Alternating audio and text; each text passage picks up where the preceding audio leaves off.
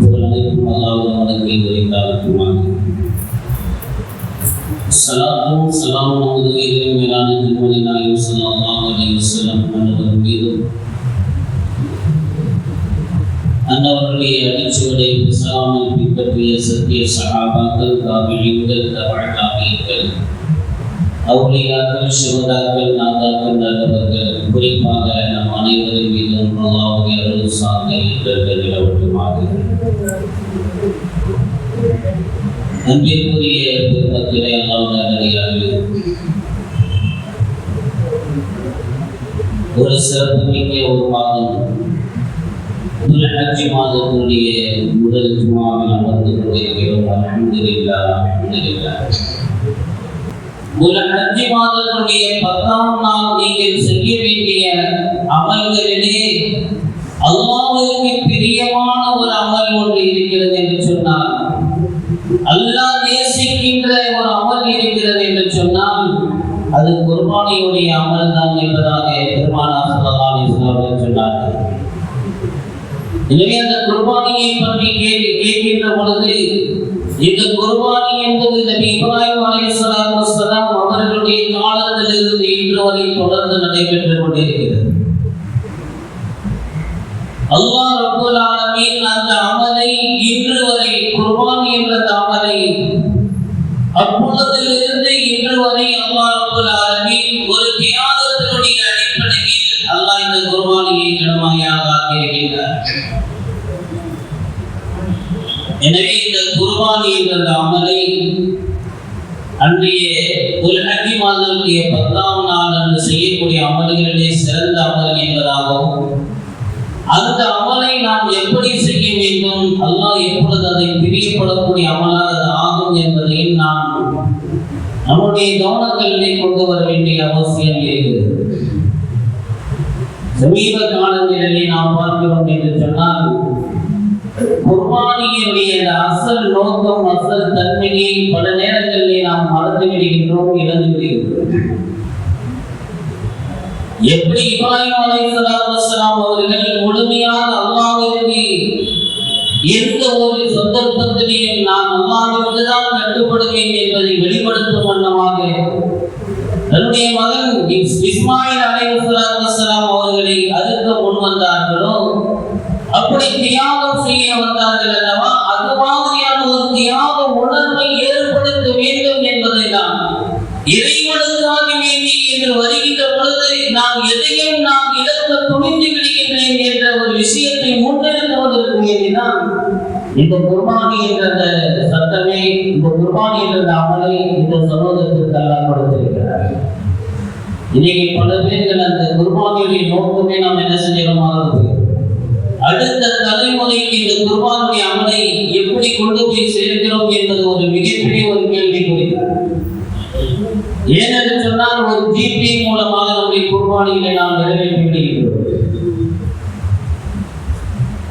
இவ்வளவு ரூபாய் ஒரு நாட்கள் உண்டான பங்கு என்று வருகின்றது, ஒரு ஜிபி போட்டு விடுகின்றார், முடிந்து விடுகிறது, நாம் குர்பானியை நிறைவேற்றி விட்டோம் என்பதாக.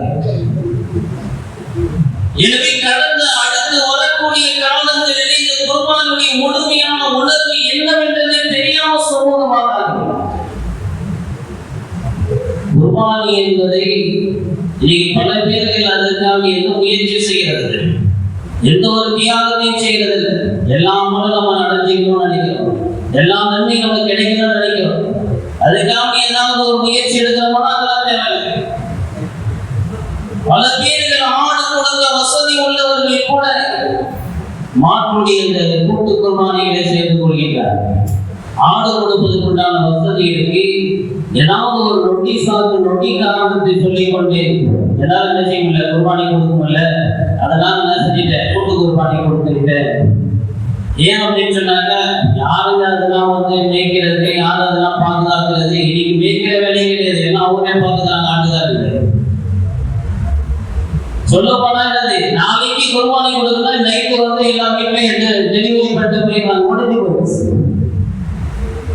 பல பேர்கள் அன்னைக்கு காலையில அவங்க இவங்க என்ன செய்யறாங்க, காலையில தான் வருது, வந்தவங்க என்ன செஞ்சாங்க, அதுக்கு முடிஞ்சு போயிடுச்சு. எனவே இப்படி எந்த விதமான சிரமமும் இல்லாமல், எந்த ஒரு தியாக உணர்வும் எதுவும் இல்லாமல் அந்த முழுமையான அந்த நன்மையின் நோக்கத்தையும் நாம் ஒரு பொழுதும் அடைய முடியாது என்று விளங்கிவிடும். அதனால்தான் பெருமானார் சொன்னாங்க, குர்பானிக்காக வேண்டி யார் என்ன செய்யறாங்க போறாங்க, அந்த ஆடை பார்ப்பதற்கோ குர்பானி பிராணியை பார்ப்பதற்கு யார் என்ன செய்யறாங்க போறாங்களோ அது நன்மை என்று சொன்னாங்க பெருமானார். அதற்காக நீங்க விலை பேசுவதற்கு அதுவும் நன்மை என்று சொன்னார். அந்த குர்பானுடைய பிராணியை நீங்கள் தடவுவது இருக்கிறது அதுவும் நன்மை என்று சொன்னார்கள். அதுல நீங்க எடுத்து வைக்கக்கூடிய ஒவ்வொரு எட்டும் நன்மை என்று சொன்னார்கள் பெருமானார் ஸல்லல்லாஹு அலைஹி வஸல்லம். எனவே இவ்வளவு சிறப்பிற்குண்டான ஒரு நன்மை. அதோடு மட்டுமல்ல, சஹாபாக்கள் கேட்டார்கள், யா ரசூலல்லாஹ், இப்ராஹிம் அலைஹிஸ்ஸலாம் அவர்கள் கொடுத்தார்களே அந்த குர்பானை நாம் கொடுக்கின்றோம் அல்லவா, அதெல்லாம் நமக்கு என்ன கிடைக்கின்றது யா ரசூலல்லாஹ் என்று கேட்கின்ற பொழுது பெருமானார் ஸல்லல்லாஹு அலைஹி வஸல்லம் சொன்னார்கள், லிகுல்லி ஷஅரத்தின் ஹஸனா, நீங்கள் கொடுக்கக்கூடிய அந்த குர்பானியுடைய ஒவ்வொரு மொழியும் ஒவ்வொரு ரோமத்திற்கு பகரமாக ஒரு நன்மையை அல்லாஹ் தருகிறார் என்பதாக பெருமானார் ஸல்லல்லாஹு அலைஹி வஸல்லம் சொன்னார். அப்ப எவ்வளவு நன்மைகளை, லட்சக்கணக்கான நன்மைகள், கோடிக்கணக்கான நன்மைகள், பேசுவது, வருவது, அதற்காக வேண்டிய அழைப்பது எல்லாமே நன்மையான விஷயங்கள் என்று சொன்னார். அதோடு மட்டுமல்ல, அல்லாஹ் பிரியப்படக்கூடிய ஒரு அமல் என்று சொன்னார். அதில் இந்த சமூகம் எவ்வளவு அசட்டையாக நாம் அந்த குர்பானி விஷயங்களை இருக்கிறோம் என்பதை சற்று சிந்தித்து பார்க்க வேண்டும். குறைஞ்சபட்சம் அவங்களால கொடுக்க முடியாதவங்க நேரில் அவர்கள் கண்கூடாக என்ன செய்வதில்லை, வாங்கி கொடுக்க முடியல, கூட்ட குர்பானிகள் கொடுக்கணும், வேற நிலைமையில வேற வழியே இல்லாத பட்சத்தில் உள்ளவர்கள் கூட குறைஞ்சபட்சம் அந்த இடத்துக்கு செல்லுங்கள், அந்த இடத்துல போய் பாருங்க, உங்களுடைய பிராணியை பாருங்கள், எது என்று கேளுங்கள், இது என்னுடைய பிராணியை என்று பாருங்கள், அந்த பிராணியை பார்க்க வேண்டும். உங்களால என்ன செய்யணும், முடிந்த அளவு நாம் அறுப்பதற்கு முயற்சி செய்ய வேண்டும். இல்லைன்னு சொன்னா யாராவது அறுத்தாங்கன்னா பக்கத்தில் எல்லாவது பார்க்கணும். இதெல்லாம் அது இபாதத், ஒரு வணக்க வழிபாடு என்பதை நாம் உணர்கிறோம். எனவே நீங்க பல பேர் என்ன செய்யலாம், அதே நேரத்தில் விளைக்கணும். அல்லாஹ் இந்த இடத்துல என்ன சொன்னா, இன்னா அப்பைனா தல்கோபர் ஃபஸல்லி லிரப்பிக வன்ஹர், ஃபஸல்லி லிரப்பிக, உங்களுடைய ரப்புக்காக வேண்டி நீங்கள் தொழுவுங்கள், குர்பானியை நிறைவேற்றுங்கள் என்பதாக அல்லாஹ் சொல்றார். அதனால பேருக்காக வேண்டிய, புகழுக்காக வேண்டியும் அந்த குர்பானியை நிறைவேற்றக்கூடாது. அந்த நோக்கமும் அங்கு வரக்கூடாது. கடன் வாங்கியாவது நான் என்ன செய்யறேன், குர்பானி செய்யறேன், கடன் வாங்கி செய்யறதுல தப்பு இல்லை.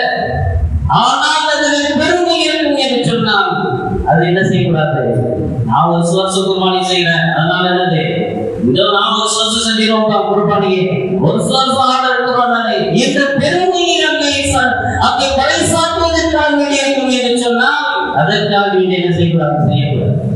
அதே போல இன்னைக்கு தற்காலத்துல பார்த்தோம் சொன்னா நல்ல பெரிய குறுக்குள்ள ஆடுகளுக்கு நிறைய மதிப்புகளை கொடுக்கிறோம். அந்த மதிப்புகளை கொடுப்பதினால் என்னவாக சொன்னா, இன்னைக்கு சமீப காலத்துல குர்பானியுடைய அந்த பிராணியுடைய ரேட்டுகள் எல்லாம் தாறுமாறு ஏறி போகும். அப்படிதான் இருக்க வேண்டும் என்று யாரும் சொன்னது என்ற ஹதீஸில். அப்ப குர்பானியை கொடுப்பது, நீங்கள் நம்மினும் லஹாலாக்கும், உங்களுடைய குர்பானி இறைச்சியை நீங்கள் கொடுத்ததாக ஆக்குதல் என்பதனுடைய அர்த்தம் கொம்புகள் பெருசாக இருக்க வேண்டும் அல்ல, சதை பிடித்ததாக உங்களுடைய குர்பானி இருக்க வேண்டும் என்பதை தான் பெருமானார் ஸல்லல்லாஹு அலைஹி வஸல்லம் சொன்னார். எனவே அந்த சதை பிடித்ததாக இருக்க வேண்டும் என்று சொன்ன அந்த விஷயத்தை விட்டுவிட்டு கொம்புக்கு நாம் அதிக முக்கியத்துவம் கொடுத்ததனுடைய விளைவு இன்னைக்கு அழகாக இருப்பதற்காக வேண்டிய பல விஷயங்களை வாங்க போவதனுடைய விலை அதிக விலையை கொடுத்து வாங்குவதனால் இன்னைக்கு குர்பானியுடைய ரேட்டுகள், பிராணியுடைய ரேட்டுகளை அவர்கள் ஏற்றிக் கொண்டே செல்கின்றார்கள்.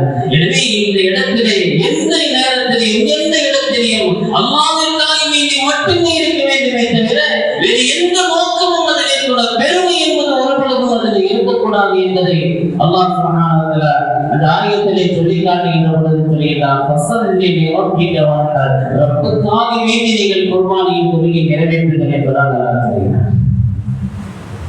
அதே நேரத்தில் நாம் கொடுக்கக்கூடிய அந்த குர்பானி அது எப்படிப்பட்ட பிராணியாக இருக்க வேண்டும், நல்ல நொண்டி இல்லாத பிராணியாக இருக்க வேண்டும், கண் குருடான பிராணியாக இருக்கக்கூடாது, நொண்டி இல்லாத நல்ல பிராணியாக இருக்க வேண்டும்.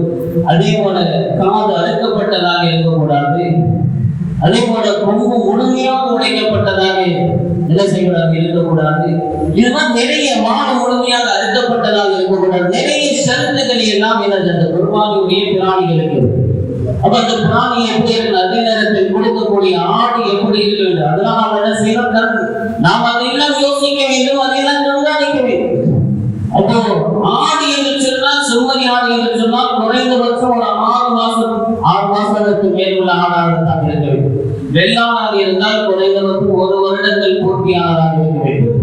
மாடு குர்பானி கொடுத்ததாக இருந்தால் 2 வருடங்கள் அது பூர்த்தியானதாக இருக்க வேண்டும். இதையெல்லாம் நாம் என்ன செய்யணும், கவனத்தில் கொண்டு வரணும். அதையெல்லாம் கவனத்தில் கொண்டு வந்துதான் இந்த குர்பானி நிறைவேற்றும். அதே நேரத்துல ஒரு இன்னைக்கு குழந்தை கேட்கலாம், வீட்டுல ஒருத்தவங்களுக்கு கொடுத்தா போதுமானதா, எல்லாத்துக்கும் பொறுப்பாயிக்குமா, எல்லாரும் ஒவ்வொருத்தவங்களுக்கும் ஒரு குர்பானி கொடுக்கலாமா அப்படின்ற ஒரு கேள்வி. அப்ப வீட்டுல ஒரே ஒரு ஆள் தான் சம்பாதிக்கிறாரு அப்படின்னு சொன்னா அவர் ஒருத்தவருக்கு கொடுத்தா அது போதுமானது. அது வீட்டுல உள்ளவங்க எல்லாருக்கும் தான் அதனுடைய நன்மை நல்லா கொடுக்கும். ஆனா வீட்டில் அவர் அல்லாத இன்னொருத்தவர் நல்ல முறையில சம்பாதிக்கிறாரு, நல்ல வருமானத்தை ஈட்டுறாருன்னு சொன்னா அப்போ இவருக்காக வேண்டிய கொடுக்க, யாரு சம்பாதிக்கிறாரோ அவருக்காக வேண்டியும், அதே போல குடும்பத்தில் உள்ள இன்னொருத்தவர் சம்பாதிக்கிறாரோ அவருக்காக வேண்டிய என்ன செய்யணும், குர்பானி தனித்தனியா கொடுக்க வேண்டும். அதே போல இறந்தவர்களுக்காக மூத்தா போயிட்டாங்க, அவங்களுக்காக குர்பானி கொடுக்கலாமான்னு சொன்னா தாராளமாக கொடுக்கலாம். பெருமானாருக்காண்டி அலியல்லாதவர்கள் பெருமானாருடைய வஃபாத்துக்கு பின்னால் ஒவ்வொரு வருஷமும் அவர்கள் குர்பானி கொடுத்து வந்தார்கள் என்பதை ஹதீஸ்களை நாம் பார்க்கிறோம். எனவே இறந்தவர்களுக்காக வேண்டி, தாய் தந்தைகளுக்காக வேண்டி தாராளமா என்ன செய்யலாம், குர்பானி கொடுக்கலாம். எனவே கொடுப்பதனால இது 2 விஷயம் இருக்கு. ஒண்ணு, தர்மத்தினுடைய நன்மையும் கிடைத்து விடுகிறது, குர்பானியுடைய நன்மை கிடைக்கிறது. அதனால யாரும் நினைச்சக்கூடாது, நம்மளால குர்பானில கொடுக்க முடியல, அந்த அளவுக்கு ரிஸ்க் எடுக்க முடியாது, கஷ்டங்கள் எடுக்க முடியாது அப்படின்னு நீங்க நினைச்சே செய்யக்கூடாது. அதற்கு இந்த அந்த குர்பானியுடைய அந்த இதை தர்மம் செஞ்சிடலாமா, ஒரு பங்கு அளவு அல்லது ஒரு ஆட்டு அளவு நான் யாருக்காவது ஏதாவது நல்ல காரியத்திற்கு தர்மம் செஞ்சிடலாமா என்று சொன்னா அதுவும் கூடாது. பெருமானார் ஸல்லல்லாஹு அலைஹி வஸல்லம் அவர்கள் குர்பானியை தான் கொடுத்தார்கள். எனவே குர்பானி தான் என்ன செய்ய வேண்டும், கொடுக்க வேண்டுமே தவிர அது நியத்து வைத்து நீ எந்த நற்காரியம் செய்தாலும் சரி அது ஏற்றுக்கொள்ளப்படாது என்பதை நாம் விளங்கிக் கொள்ள வேண்டும். இந்த மாதிரி நிறைய விஷயங்களை அதே போல அறுக்கின்ற பொழுது அறுக்கக்கூடிய நேரத்தில் அந்த கத்தியை நல்ல சார்பான கத்தியாக இருக்க வேண்டும் என்று நிறைய அந்த சட்டத்திட்டங்கள் எல்லாம் என்னது சொல்லப்படுகிறது. அதையெல்லாம் கவனித்து நாம் என்ன செய்யணும், குர்பானியை நிறைவேற்ற வேண்டும். அது அல்லாஹ்வுக்காக வேண்டி நிறைவேற்றி அல்லாஹ்வுடைய அருளை பெறக்கூடிய ஒரு அமலாக குர்பானியுடைய அமலாக வேண்டும். எனவே அல்லாஹ் சுப்ஹானஹு வ தஆலா படித்துள்ள தௌஃபீக்கை அல்லாஹ் தெரியப்படக்கூடிய ஒரு நல்ல அமலை நம்மிடமிருந்து அல்லாஹ் ரப்பல் ஆலமீன் தந்து அருள் புரிவானாக. ஆமீன் ஆமீன். வாஹிரு தஅவானா அல்ஹம்துலில்லாஹி ரப்பில் ஆலமீன்.